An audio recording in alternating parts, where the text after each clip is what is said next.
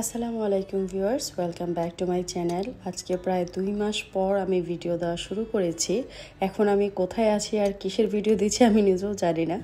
এটা হচ্ছে বাংলাদেশে ছিলাম, বাংলাদেশে গিয়েছিলাম, হয়তো আমার যারা কাছের মানুষ তারা জানেন। তো বাংলাদেশে যাওয়ার পর বেশ কিছুদিন পর আমার ছোটোকালের বন্ধু সে আমাকে অনেক রিকোয়েস্ট করছিল তার বাসায় যাওয়ার জন্য। ফাইনালি তার বাসায় চলে আসলাম। মাশাল্লাহ, আমার বান্ধবীটা খুব সাজানো গোছানো করে সংসারটা সাজিয়েছে। তো এই তো আমরা এখন চলে এসেছি। তো আমার বান্ধবী কিন্তু রান্নাবান্না অলমোস্ট ডান। এসে দেখি যে সে গুছাচ্ছে।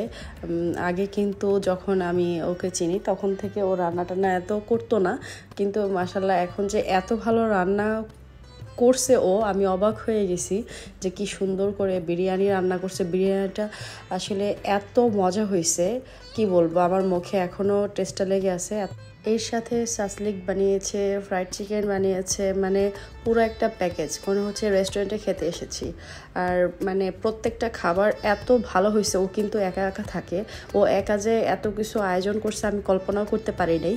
কারণ আমার এই বান্ধবীটা আগে এত রান্না টান্না করতো না, পারতো না বলতে, বাপের আদুরি মেয়ে ছিল। তো এখন যে ও এত কিছু রান্না করবে, ও মাই গড। দেখলাম ডেজার্টও বানাতে ভুলে নেয় আমার বান্ধবী, পুডিং বানাইছে। পুডিংটাও অসাম হয়েছে, একদম হাঁসের ডিম দিয়ে বানাইছিল, বাট একটু স্মেল আসে নাই, এত টেস্ট হয়েছে। সাথে ফ্রুটস ছিল, অনেক কিছুই ছিল। তো দেন আমরা খাওয়া দাওয়া স্টার্ট করলাম। আমার কিন্তু এসব খেতে খুবই ভালো লাগে। নিজের রান্না খেতে খেতে অনেক বোরিং হয়ে গিয়েছি, তাই যখন অন্য কিছু খাই ভালোই লাগে। খাওয়া দাওয়া শেষ করে আমার বান্ধবী কিন্তু এটা আনতে ভুলে নাই, কারণ চা ছাড়া কিন্তু আমি একদমই থাকতে পারি না। তো চায়ের কথা তো একদমই কিভাবে ভুলে, যেহেতু ছোটোকালের বান্ধবী সব কিছুই জানে। এটা হচ্ছে আমাদের বাসমা বুড়ি। তোমার নাম বলো? রাইসা। ও আচ্ছা, আন্টি তোমাকে আগের নাম ধরে রাখছি। এটা হচ্ছে আমার বান্ধবীর একমাত্র লতি বেটি। তো এতদিনে আমার বেটি এত বড় থাকতো। রাইসা বড় হয়ে গেছে মাশাআল্লাহ। ও এখন কিসে পড়ছো তুমি? আমপাড়া? তুমি কায়দা শেষ, সব পারো। তো ও হুজুর লাইনে পড়াশোনা করতেছে মাদ্রাসাতে। আর এখন হচ্ছে এখন বয়স কত রাইসার? বয়স কত? 7 বছর চলে।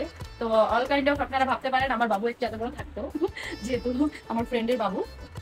সো আপনারা যারা যারা দেখছেন ভিডিওটি অবশ্যই ওর জন্য দোয়া করবেন, যাতে ও ভালোভাবে মানুষ হতে পারে আর হাফিজিটা কমপ্লিট করতে পারে।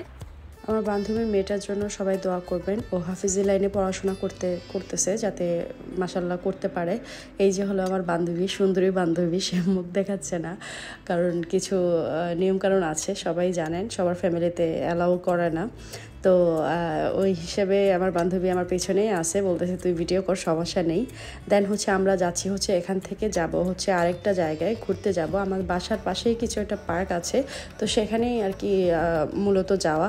কারণ অনেক দিন হয়ে গেছে, বোরিং হয়ে গেছে, ঘর থেকে বের হই না। তো ভাবলাম একটু বের হই, কাছাকাছি যাই, দূরে কোথাও যাওয়া নেই। তো এই যে বাসমা এসেই অনেক খুশি, এটাতে উঠে লাফালাফি করতেছে। আসলে বাচ্চাদেরকে নিয়ে দামি দামি রেস্টুরেন্টে না গিয়ে খোলামেলা কিছু জায়গায় গেলে সেটা ভালো হয়, কারণ বাচ্চারা এতে করে অনেক কিছু শেখে, দেখে, প্রাকৃতিক জিনিসগুলো ওরা উপভোগ করতে পারে। তো এই যে দেখতে পাচ্ছেন, এটা কিন্তু এমন এক্সক্লুসিভ কোনো একটা এরিয়া না, তারপরে খোলামেলা, চারিদিকে বাতাস, মানুষ, সব কিছু মিলিয়ে খুবই ভালো একটা, আমার পছন্দের একটা জায়গা। আজকের ভিডিওটা এখানেই রাখছি। এখানে কি করেছি, কি খাওয়া দাওয়া করলাম, লাস্ট নাইট পর্যন্ত কি করলাম, সেটা থাকছে পরবর্তী ভিডিওতে। সবাই ভালো থাকবেন, সুস্থ থাকবেন। আল্লাহ হাফেজ।